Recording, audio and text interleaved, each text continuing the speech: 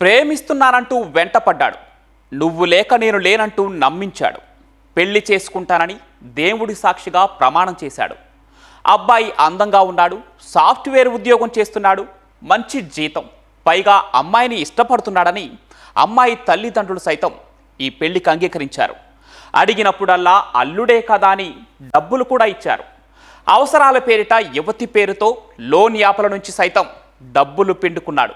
ఆ తర్వాత ప్రేమ పేరిట లొంగ తీసుకొని 2 ఏళ్లుగా సహజీవనం చేసిన ఆ యువకుడు పెళ్లి చేసుకుందామంటే ఏం చేశాడు? ఆర్థికంగా, శారీరకంగా ఆ యువతిని ఇబ్బంది పెట్టిన సాఫ్ట్వేర్ ఉద్యోగి ఆమెను ఏ విధంగా మోసం చేశాడు?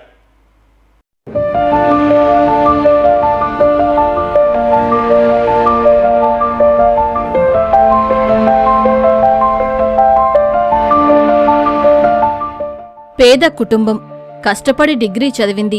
కొలువు వెతుక్కుంటూ కలడ నగరం హైదరాబాద్ చేరుకుంది. ఓ డిజిటల్ మార్కెటింగ్ సంస్థలో ఉపాధి దొరకడంతో ఆనందంగా ఉద్యోగం చేసుకుంటోంది. అప్పుడే ఓ యువకుడు ఆమెను కలిశాడు. సాఫ్ట్వేర్ ఉద్యోగినంటూ పరిచయం చేసుకున్నాడు. మీరంటే ఇష్టమంటూ తన మనసులో మాట ఆమెకు చెప్పాడు. ఇలాంటివి తనకు అస్సలు ఇష్టం లేదని చెప్పినా పదే పదే వెంటపడి ప్రేమించమని కోరాడు. అతని ప్రేమలో నిజాయితీ ఉందని భావించడమే ఆ యువతి చేసిన తప్పు. ప్రేమ పేరుతో తనకు దగ్గరవ్వడమే ఆమె చేసిన నేరం. నమ్మించి మోసం చెయ్యడమే తెలిసిన ఆ నయవంచకుడు ఆ యువతిని లొంగదీసుకుని 2 ఏళ్లపాటు సహజీవనం చేసి ఇప్పుడు పెళ్లి పేరెత్తితే ముఖం చాటేశాడు. ఆమె వద్ద డబ్బులన్నీ తీసుకుని ఇప్పుడు నువ్వెవరో తెలియదంటూ నాటకమాడుతున్నాడు. మరి ఇంతకీ ఆ యువతి ఏం చేసింది? న్యాయం కోసం ఎవరిని ఆశ్రయించింది?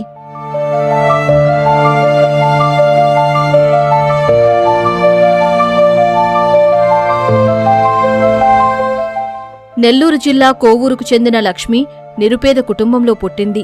తల్లిదండ్రులు కష్టపడి డిగ్రీ వరకు చదివించడంతో హైదరాబాద్లోని ఓ డిజిటల్ మార్కెటింగ్ సంస్థలో ఉద్యోగంలో చేరింది.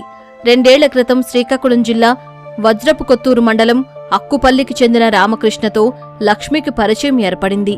సాఫ్ట్వేర్ ఉద్యోగం చేస్తున్న రామకృష్ణ ప్రేమ పేరిట ఆమెకు దగ్గరయ్యాడు. ఆ తర్వాత ఇద్దరూ కలిసి ఒకే ఇంట్లో సహజీవనం చేశారు. అయితే ఇప్పుడు పెళ్లికి మా ఇంట్లో అంగీకరించడం లేదంటూ రామకృష్ణ ముఖం చాటేయడంతో లక్ష్మి పోలీసులను ఆశ్రయించింది.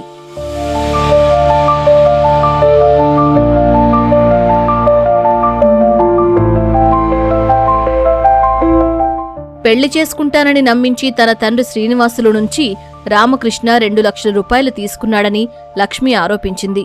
అలాగే స్కూటీ కొనడం కోసం తనతో లోన్ యాప్ నుంచి 1 లక్ష రూపాయలు అప్పు చేయించి తీసుకున్నాడని, మొబైల్ కొనడం కోసం మరో 30,000 దండుకున్నాడని లక్ష్మి తెలిపింది. అతను పెళ్లికి నిరాకరించడంతో తాను ఆత్మహత్య యత్నానికి పాల్పడ్డానని లక్ష్మి ఆవేదన వ్యక్తం చేసింది. పెద్దల సమక్షంలో మాట్లాడుకుందామని రామకృష్ణ మేనత్త వాళ్ల ఊరికి పిలిపించి తనను, తన తల్లిని తీవ్రంగా కొట్టి అవమానించారని లక్ష్మి వాపోయింది. నేను ఒకే దగ్గర హైదరాబాద్లో జాబ్ చేస్తున్నాక అబ్బాయి పరిచయం అయ్యాడు. పరిచయం అవ్వడంతో మాకు స్నేహం కాస్త ప్రేమగా మారింది. మా ప్రేమ విషయం అమ్మమ్మ నాన్నకి చెప్పి ఒప్పించుకున్నాను.